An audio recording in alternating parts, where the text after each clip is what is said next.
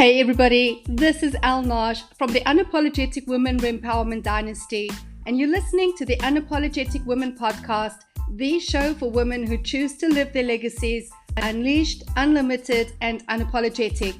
If this is a space that you are curious about, visit unapologetic-women.com. Today, we're talking about the impact of peri-menopause on business with Jen Corcoran. Jen is on a mission to help sensitive, introverted, and empathic female coaches, consultants, and trainers to toot their horns on LinkedIn in an aligned, easy, and fun way. With her authority marketing, she helps them super boost their LinkedIn profiles, make genuine connections, and attract ideal clients using her 4-stage PACT framework.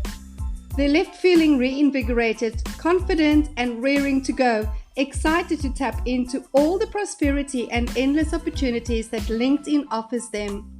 Thanks so much for joining us. This is Jen Corcoran.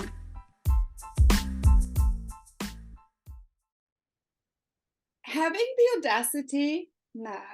Is it the audacity? Yes, let's say audacity to come onto my podcast on a bed is such a powerful message that I feel women need to hear at this time. We are putting so much pressure on ourselves to show up at the so-called right time, in the right energy, in the right setting, in the right everything. And even though we have a deep appreciation for beauty, for how we show up for ourselves, for the other person, isn't it refreshing to give ourselves permission as well to just go, and I'm going with the flow. And it doesn't have to be perfect. I'd rather have it real. Definitely. So I was saying before we went live, I've never done a podcast on a bed before, but because of our time zone, it's my late evening, it's your early morning. I just thought, well, relax vibes. And it's a good topic, being unapologetically you. And usually I would try to have like the perfect background, my office, make it look nice, but I'm on holidays at the moment and I really wanted to chat with you, and I decided that that's more important to me than the backdrop.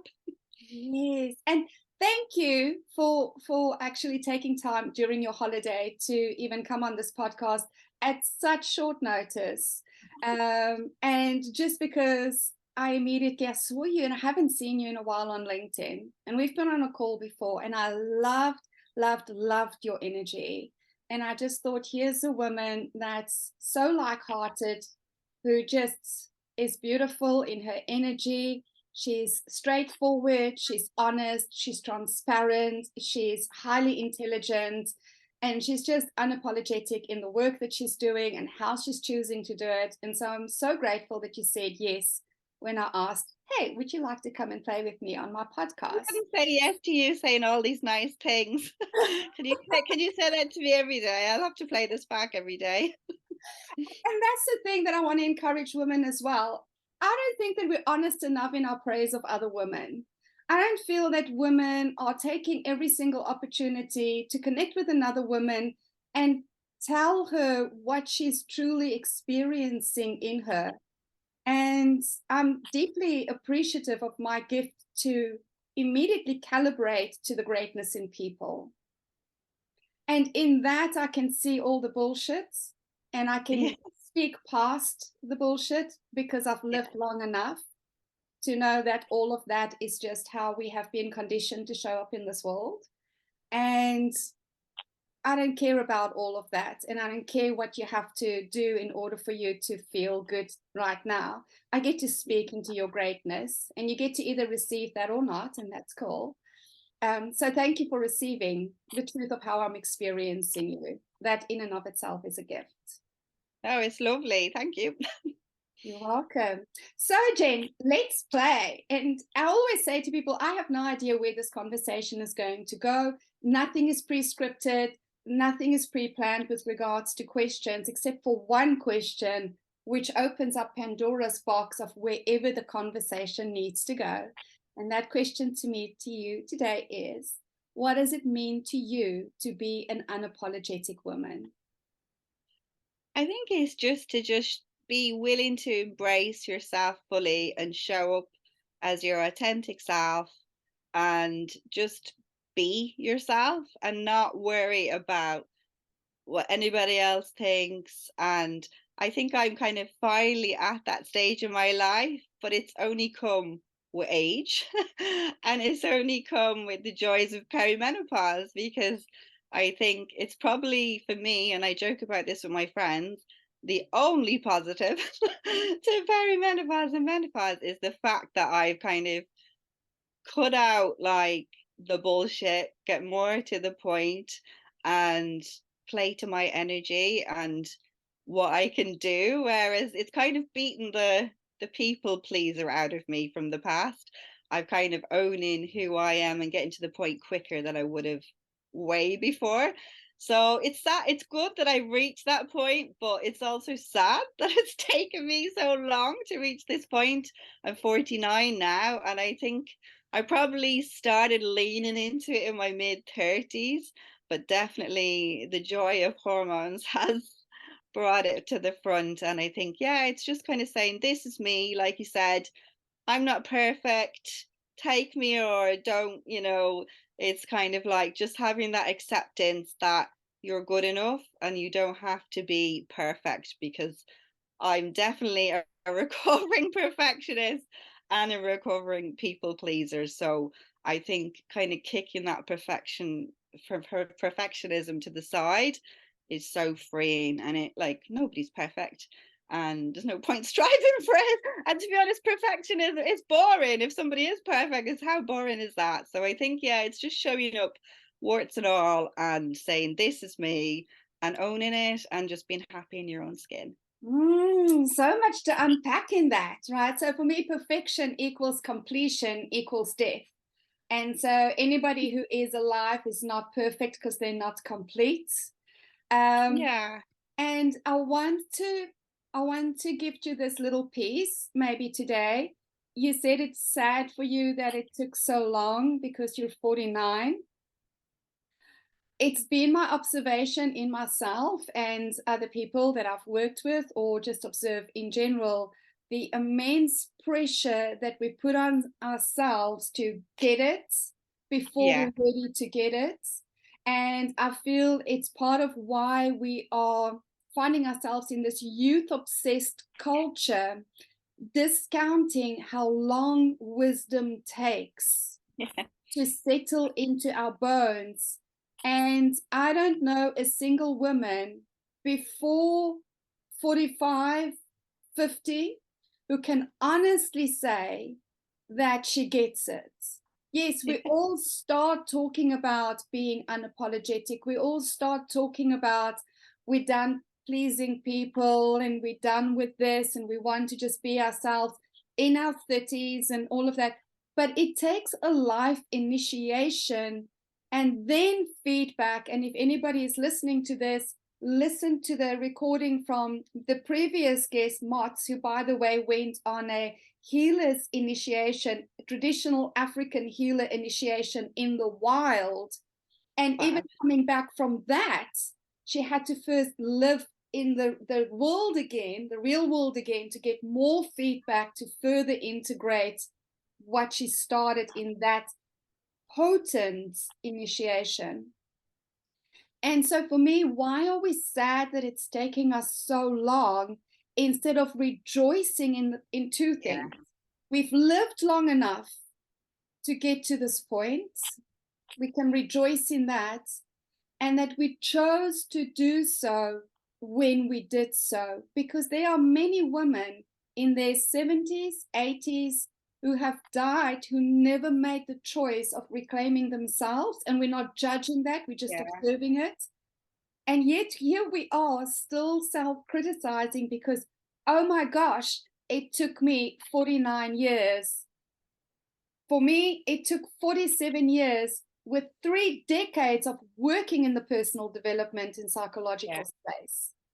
Knowing the stuff mentally took me 47 years to come to my knees to start my journey of reclaiming myself. And so, why are we sad that it's taking so long when we can rejoice that it happened, it is happening, and we lived long enough to make that choice. Oh, I love this. That's a great reframe. And I loved what you said about, never being perfect, because we are all works in progress. And I think there are too many expectations to reach a certain level when you're only like halfway through the journey. And yeah, no, I love everything you said there. Yeah. So we've never had perimenopause coming into the conversation. That's all I talk about, honestly. To Unapologetic my woman. friends. Yeah, I'm all about Let's go there. energy, Let's how go you're there. Let's go to perimenopause and menopause. Tell yeah. me about that experience. It's yeah, like honestly, it is fun, not. And I think it's definitely a journey. And it's funny, because I'm over visiting my parents and some of my friends back in Dublin for a week or two. And I've come over because I've been decompressing after a house move, but it's also because I've been kind of dealing with menopausal symptoms alongside working and running my business. And definitely it's been so tricky just managing all the energy. And it was quite funny when you were booking me in for this podcast, you said, oh, I really like your energy. And I was like, oh, it's depleting, like on and off. Like I'm constantly trying to get it back to what it was.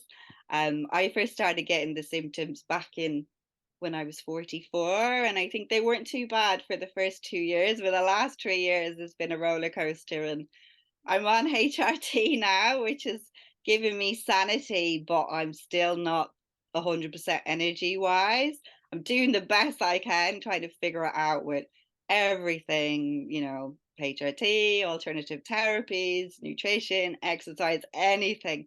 So I'm obsessed with anything to do with energy, because I just think we only have a limited amount and you want to make it work for you and you want to have like your best life. So yeah, all my conversations lately with friends were either in perimenopause or menopause. And then a lot of my friends are business owners as well. And I don't think there's enough conversation around it for business owners. It's very much geared towards employees. And I'm like, well, that's great for them. They've got support. And if they're not feeling well, they get paid sick leave. What about the business owners? And it's not something we can publicly shout about either, because it's like, well, if you're saying your energy's low, why would I pay money to work for you? So I think it's important to even like bring it up for business owners, because as women we can be super hard on ourselves, but it is a transitional period, and it's a time where you need to be super kind to yourself and love yourself and accept yourself, and just realize that you can only do so much, and work, manage the controllables, do what you can, and then just a lot of acceptance. So a lot of acceptance. I know I've had acupuncture, and my acupuncturist is a man, and he's like, such an empowering time, Jennifer. And I'm like, is it? Depends on the day you ask me. I'm feeling, well, you're a man. So I love this. This conversation is going to go in a direction I did not explore before at all. And so thank you for bringing that into this space. When I was referring to energy, now this is really interesting. I was referring to the energy of your being, and you are referring to your energy of doing. yeah, exactly. No, I love that. And I'm actually reading a book at the moment, and it's all about clearing your energy. So it's focused on physical, mental, emotional, spatial. So like I got it because I'd moved house thinking, okay, I'll clear my house, I'll clear my office. But it's so interesting because it's talking about daily energy hygiene as well as your physical hygiene. And it's really made me think, because there are certain things we do for our body, like brushing our teeth every day, and even maybe for our mindset, like doing little affirmations. But for energy, like I definitely do things as an introvert and as an empath. I know I need regular massage, I need regular time out, I need regular chill time, but I never would have thought of it as a daily thing. And it's made me realize, absolutely, at this period in time with the perimenopause, it should be part of my daily routine, and not to feel bad about it, like you said, because there's so much focus on the doing in the world we live in. It's all about go, go, go, do, and just kind of relaxing more into the being and kind Yeah. of like, this is me. I'm going to go even deeper with this for you because I'm respectfully, you're still not getting where I'm going with this. When I say being, it is about the essence of who you are as a being, as a human being, human Yeah, and spiritual being. And even all the clearing that you talk about is still the doing, it's still the yeah, yeah, spatial. And the reason I really want to like hone into this piece is because I started the Unapologetic Women's Initiative for business women. The conversations that we are having there at the moment is what is business ready and ripe to evolve into within consciousness grid. And it is moving from the muscle business to the mind business to the heart business. And I am playing in the space of the heart business.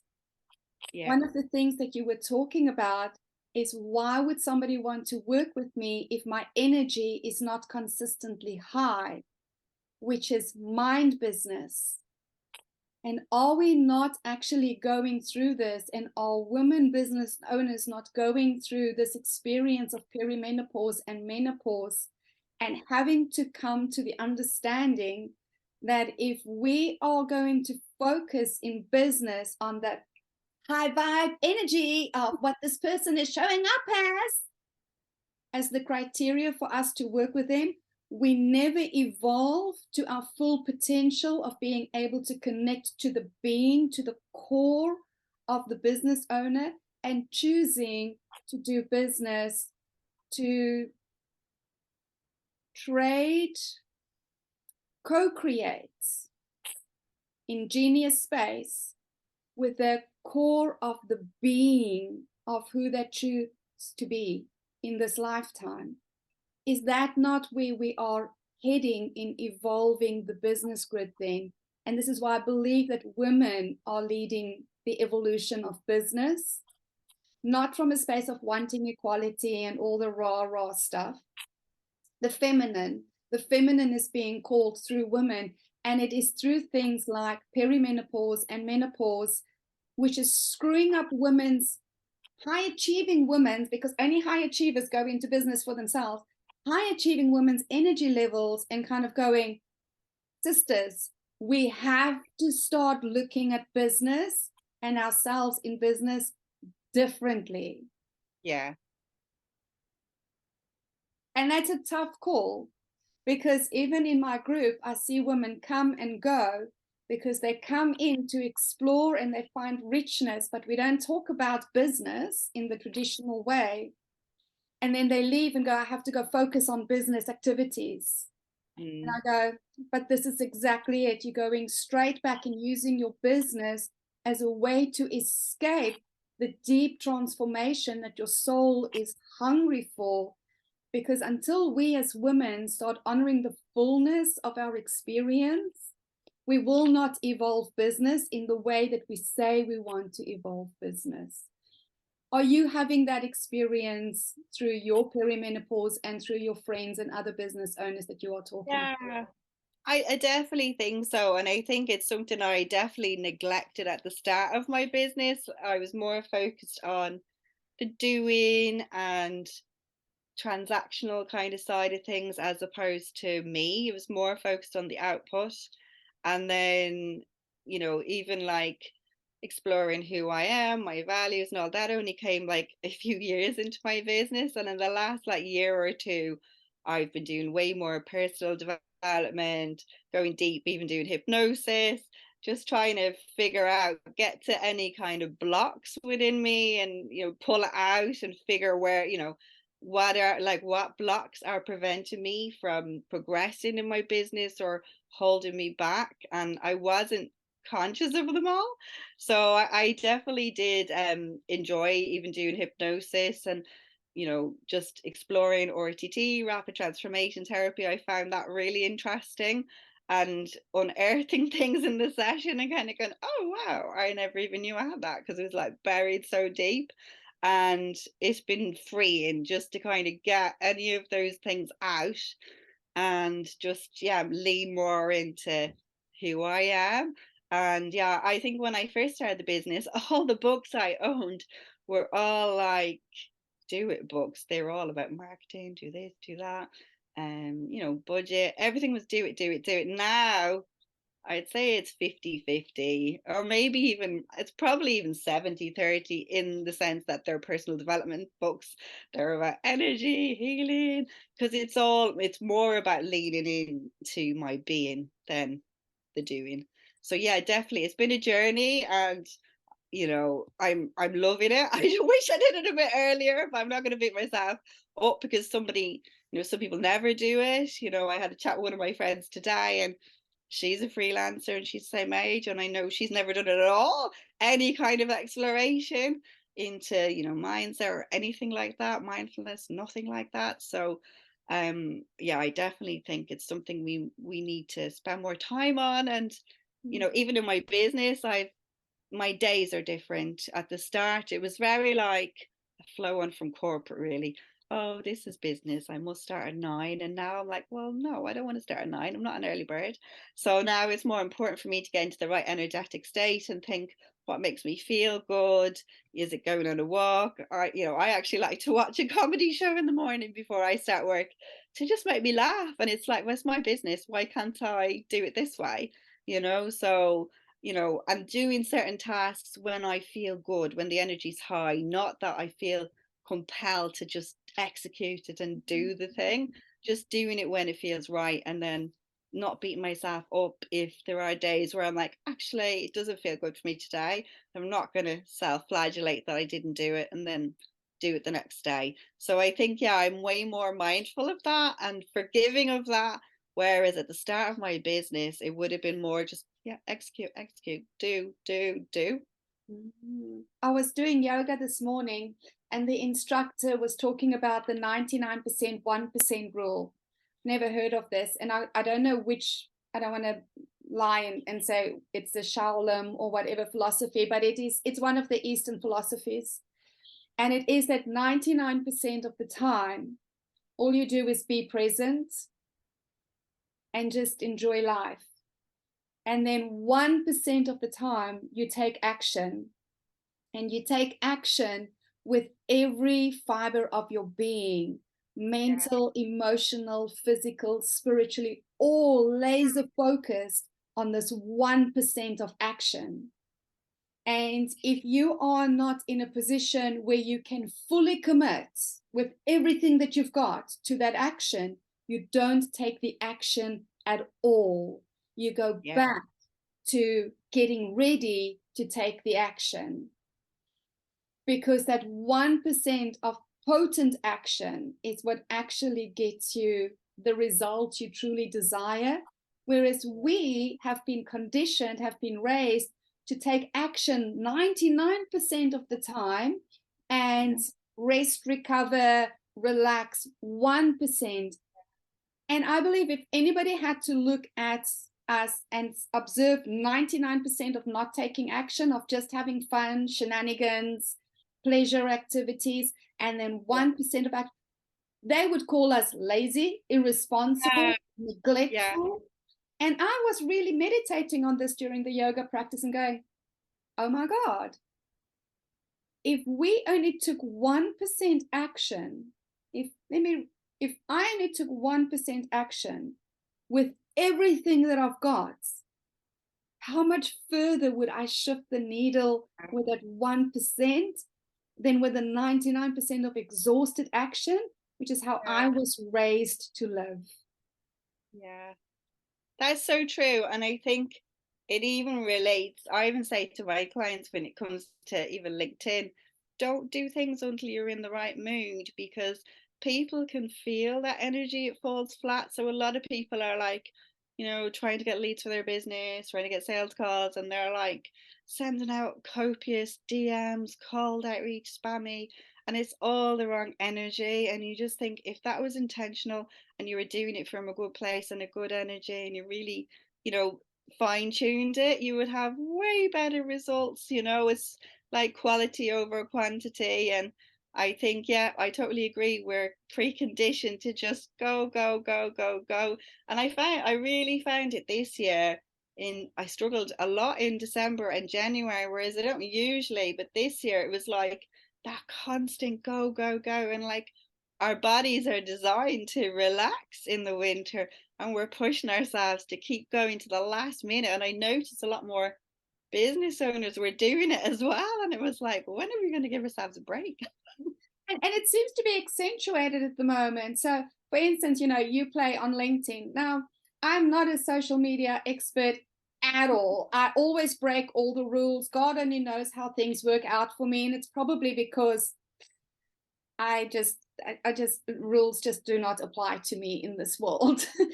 And I was listening to people going, oh, now there's this AI technology that you can use Oh, that yeah. actually does the lead gen and the follow-ups and all of this because it makes your life so easy. And that's great for the masses. And I'm not judging that. If you want to be if that's part of your journey in this lifetime, to be part of mass consciousness and to do all of that, awesome. I'm glad that tools are being brought out for you to make your life easier. And at the same time, I do feel that it is creating a desire within humanity because humans are so freaking lonely and becoming more and more disillusioned with the realm of business that we are creating a desire within consciousness for human to human interaction again, for that one to one, for that inclusivity, exclusive inclusivity, because again, I have been in the industry for a long time. I'm choosing to no longer I'm here to impact 1 million people. No, I'm here to work with a couple of people in a given year and to make a great impact in their lives that creates a lasting friendship for the rest of my life because it goes so deep and the work that I do is so deep. And so, even on social media, I have no need or desire anymore to have massive amounts of followers or Yeah. connections or messages. If you don't want to get on a call with me and have a human to human conversation, Yeah. then I actually don't want you as a connection in my space because it just tells me you're not really interested in me as a person or having a relationship. Either you think I'm going to sell to you or I want something from you. And I'm seeing my business as a vehicle to meet some of the most astounding human beings on the face of the planet. Whether I work with them or not is irrelevant. I feel like there's no more potent vehicle available to us than business right now to meet Yeah. incredible human beings. And I want to know them. I want to have coffee with them. I want to know who they are beyond their business. Because this is something that I'm picking up in a lot of women as well. Tell me about yourself. And all they talk about is what they do and why they do what they do. I'm like, but who are you as a woman? What are your dreams? What are your pleasures? What are your doubts? What are you, do you have a family? What do you like doing after hours? And there's a real struggle in business women to take that mask off and kind of go, hey, this is me. Yeah. I get that. And I think yeah, it's so good to have the conversations because there's a lot of like hype about business has to be a certain way. And I've always I've never related to, and nothing against people who get up at 5 a.m. and everything, but that's not for me. Like the miracle morning, and it's amazing. Get up at 5, do all your work, do all your exercise, and it's like that's not me, and that's not my idea of freedom. That's hell. I'm a night owl. I'd rather have a lie on, start later, whatever. But like you say, it's kind of putting that perfect image forward, and you'll only ever see them with a full face of makeup and a certain way, whereas yeah, with me, I am a very transparent person. I'm like this since I'm born. I just don't see the need for Tense. It's just like, what's the point? Like, how painful is it to go around wearing a mask? It's like, how stressful. Every situation must be just, you're constantly having to second guess, what did I say, if you're not being yourself or not fully being the, the total version of you. I'm very much, if you want to know about me, I'm like, and I've got it on my LinkedIn profile, I'm very much like a TV nerd. I love Netflix. I love movies. Probably not a cool thing to say because I should be saying I love going to the gym and I love doing this. Whereas I love relaxing. I love eating. Oh, I love I love it. traveling. Yeah, I love eating. I love traveling. I love anything to do with self-care, massage, reiki, acupuncture, reflexo. I will try anything. I love it. I love it more than I'm not a big one for clothes shopping. I'd rather have an experience. So yeah, eating, reading, TV. Well, I'm an introvert, so there are a lot of introverted things there. And yeah, traveling with my hubby. So to an extrovert, it probably sounds quite boring. But if an introvert's listening, they'd be like, yeah, that's me. I'm kind of wondering, what if we even drop the whole introvert extrovert label thing and just kind of go, you know what, this is my preference in life, and Yeah, I feel like we are constantly being told to have these labels and yeah, speak in labels in justification of our preferences. Well, and I get it. We train to kind of go, we need to understand other people, and the more labels we can pin on them, the yeah, more we can put them in a construct in our minds to make sense of them. I'm bored with that, quite frankly. I'm bored with labels. I'm bored of labeling myself, and I'm bored of labeling other people. And so every psychologist who listens to me cringes, because every time that they bring out a new label for society to make sense of human behavior, I'm going, oh, well, all you're doing is accentuating it in everybody, because now you bring out a label, everybody goes, who's a narcissist? Who's a narcissist? Am I a narcissist? Oh my God, I am a narcissist. Look at all. And like, can we just leave the labels alone a little bit, people, and just go, this is my unapologetic preferences. yeah. No, it is absolutely. I think the only reason I use the label is just because even I've had family members, like my parents didn't, they thought I was an extrovert till last year. And that was a shocking revelation to me. And it kind of made sense of my whole life. So I think for me, I'm quite happy to chat about it because a lot of people meet me and they're like, you're not an introvert because you're chatty. And it's like, well, you can be a connection focused introvert. There's also fact focused and they're a bit quieter. So I kind of do it more for the sense of learn about what is a bloody introvert. So, and even like my family, my parents thought I was an extrovert. And it Yeah. explains, yeah, yeah, yeah. I'm a Because vert. I think I'm just a vert. You know, I love my own company. I love my own energy. I love being on my own. I love doing things on my own. I am shy in big groups of new people. It takes me a long time to get to know somebody and to really open up to them. And then when I do, you can't shut me up. Then yeah, I'm I'm the same. bubbly and vivacious and out there, and whatever the case.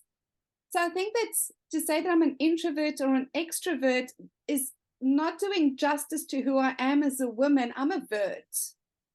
And I'm just a vert.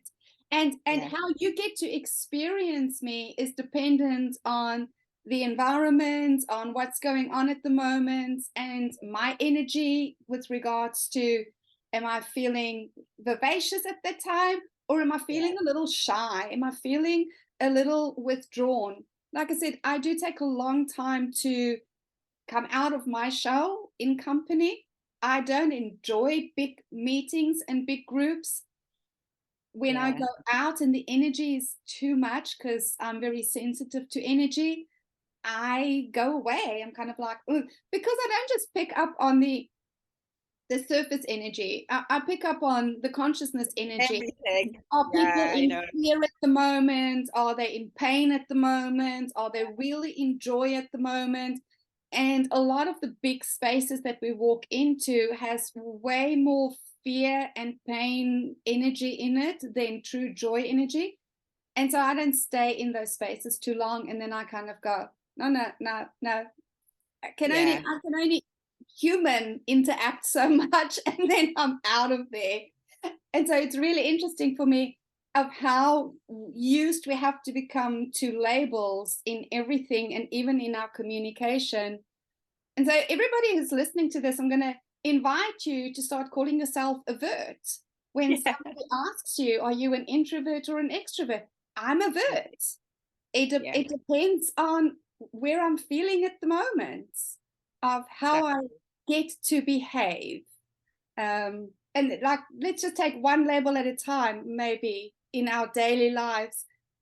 We had the conversation yesterday, and I'm going to put a post up about it today about the spells we cast on ourselves. And it's all about awareness. All about awareness. It's not about judging, shaming, or blaming. It's about really starting to create awareness. The spells we cast upon ourselves, like no pain, no gain. You have to be in discomfort for you to grow. How you do one thing is how you do everything. Spells are cast upon myself and then cast upon other people in my repeating of the spells. And this is the same thing. I feel like labels is another spell that we cast upon ourselves and on other people. And what a wonderful time as more and more of us are becoming aware of it and kind of going, oh, hold on. What if we question this? What if we question this human habit behavior and start changing it or not changing it one little bit at a time? Let's start seeing what the outcome of that is. Like perimenopause and menopause have always been part of the human female experience. Yeah. And yet now, because, and I feel maybe it's because we've lived so in a masculine energy for the last few generations, especially in business. And this is why I feel business is ripe for evolution through the feminine, because we went into a masculine business structure. Even setting goals is masculine, by the way, which is why I don't set goals anymore. We went into the masculine structure because the masculine goes first, right?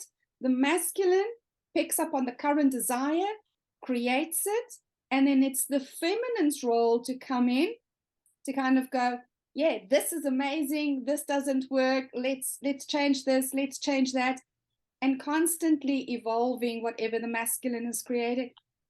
Business is ready for the feminine to come in because we've had enough generations going, holy shit, girls, I'm struggling. This is not working for me anymore. For us to then go, so how do we get to change this for everyone? Because men are struggling too. Like, they might not go through perimenopause and menopause, but they go through their own energy changes, through their hormonal changes. They're struggling too. But if we as women don't start really paying attention and go, what is the feedback I'm getting from life, and how do we start changing things, and do so unapologetically and unattached to other people doing it? We have to do it for ourselves, ladies. We have to Yeah. do it for ourselves. Then nothing is going to change. Yeah, I love that, and I totally agree what you said about men. I always joke that my husband's in menopause, and he is. I can see it. Like, we're similar age. He needs to have little naps. He gets brain fog. The fatigue's the same. So yeah, there's definitely things at play for both sexes. Absolutely. So being aware of the time, and also the fact that you you need to go to bed. What do you take an unapologetic stand for in the world, Jen? Um, I think for me, I just the thing I'm most passionate about at the moment is dispelling the myth that sensitivity is a weakness or a flaw, because it's something I grew up kind of hearing, oh, you're too sensitive, like it's a negative. And I'm like unapologetically proud to be a sensitive female entrepreneur. And I really want to get it out there that being sensitive is a superpower. Not everyone has the empathy that you mentioned, that we can pick up on vibes. We've got a strong intuition. And, I used to always feel like an oddball when I was growing up because I was pretty much the only sensitive in my family.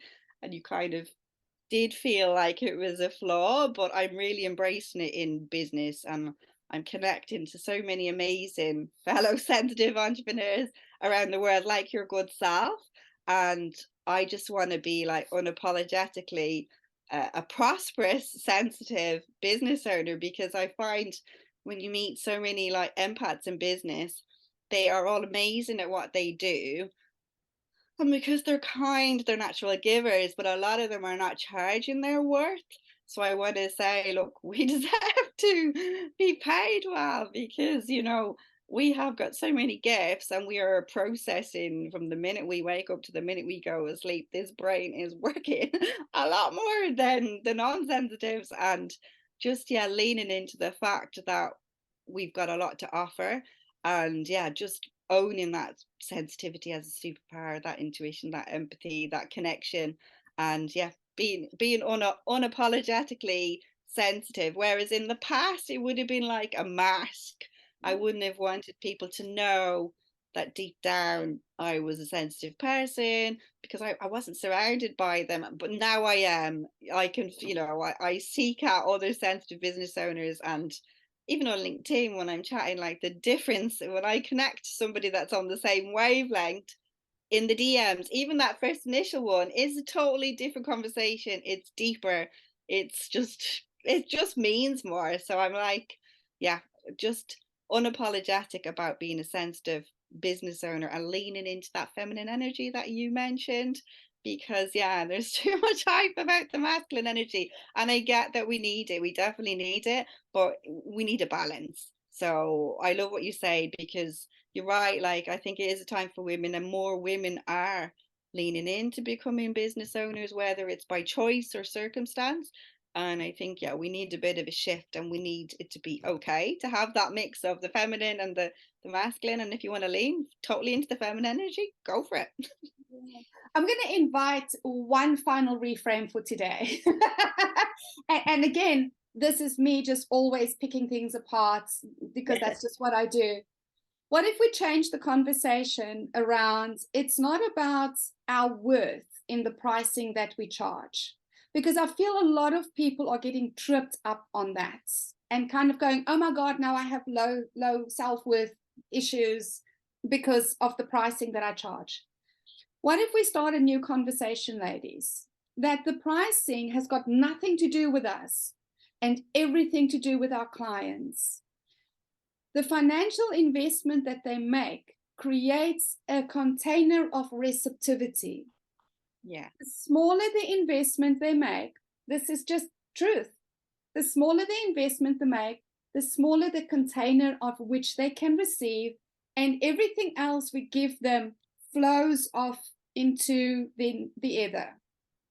The bigger the container they create for themselves in the financial investment, the more of our gift they can receive. So I'm Yeah. going to Yeah. invite all women business owners, when they do their pricing, to really connect to this. This has nothing to do with you. This has nothing to do with your self-worth. What is the container of receptivity that you want to gift your clients? Make it about your clients, not about you. Yeah. And let me know in the comments how that feels to you. Like, let's ask that conversation to be taken further, because I know pricing is a huge thing in the industry. And I know that when I started working with coaches that told me, you charge too little because you're not worthy yours, I was like, really? That tripped me up for years. I was like, oh my God, I've got self-worth issues. I didn't. But it was never about me. It's not why I Yeah. went into my field. It was always about other people. And it took me a long time to get the container concept. So I want to give that to everybody. Let me know in the comments, how does it feel for you when you start thinking about pricing? It has nothing to do with you and how much you want your clients to receive. How does it feel to you, Jen? Yeah, it's been an evolving journey, and I love what you say, because I have different price points for, because I want to help everyone. So I have got a low price point for people coming in on that basic level, and I've got a higher one. And but obviously the people on the higher one, they get more of me. They get like 90 days of me one-to-one, and they get a lot of support. So like you say, it's about how much access to you do they want and do they need? And I know my experience of when I've worked with, coaches or consultants, when I didn't have a big financial outlay, I wasn't committed. The more I've paid, the more I've taken action and kind of gone fully in. So for me, it's not that I want to charge high ticket prices for the sake of charging high ticket prices. It's because I know if they have a higher investment in themselves, they're going to do the work more. Whereas that's the first, like, it's funny because when I've even done like free challenges as well, like you'll get so much good feedback, but then you see not everyone takes the action because it's free and they kind of discount it. And I've been there. I've done the same with my coaches. I've done their, even my last sales coach, she's amazing. I started off doing her free challenge and I'm like, this is amazing content. And then I kind of forgot about it because it was like, I didn't pay for that, whatever. But then I was invited to another free thing with her. And then when I was on, I thought, you know what? I'm gonna have to invest because I know I am only gonna do the work and commit when I give her the money and sign up to that container. That's when the magic's going to happen. She's already given me amazing stuff, but the type of person I am, I need that little gem kick up the ass. So I think I like the way you phrased it as the access, and the container, and what wisdom you're going to share with them, as opposed to just. I think a lot of people get obsessed with price per hour and you Mm. know this I kind want of to say thing. one Whereas thing though. It's not about the access for me. Here's my thing, right? It's how my genius gift flows out of me. I do not yeah, contain it.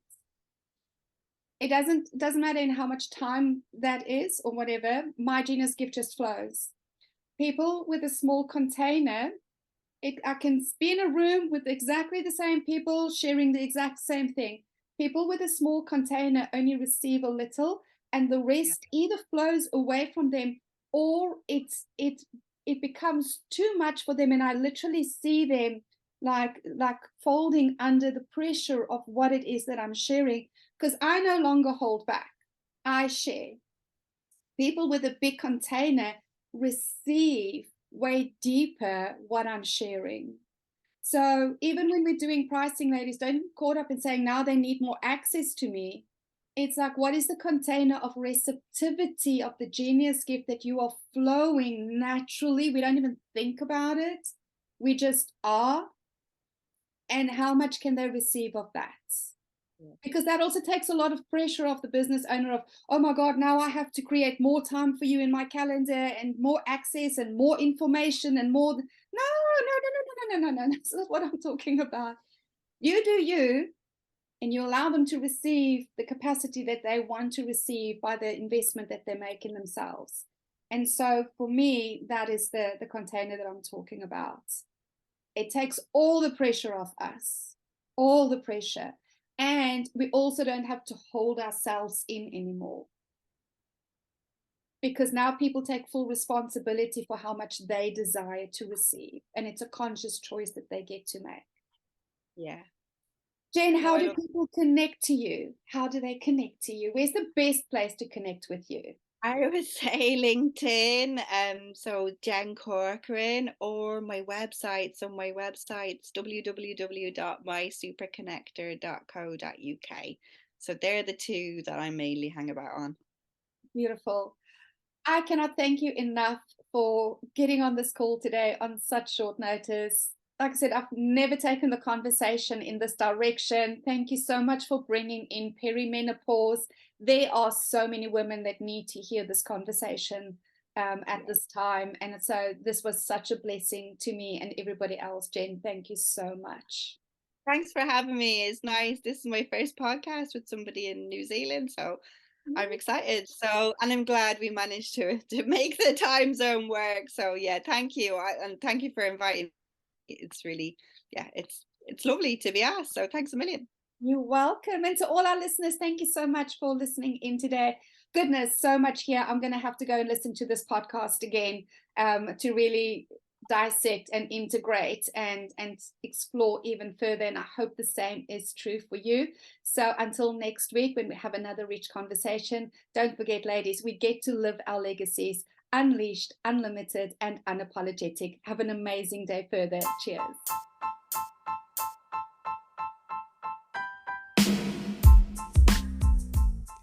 Thanks for listening.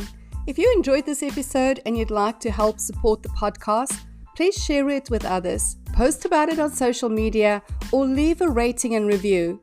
To catch all the latest from me, you can follow me on Instagram at The Unapologetic Woman and on LinkedIn at al-naj.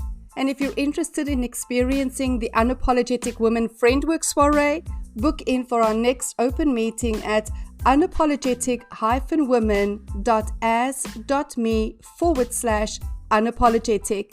Thanks again, and I'll see you next week.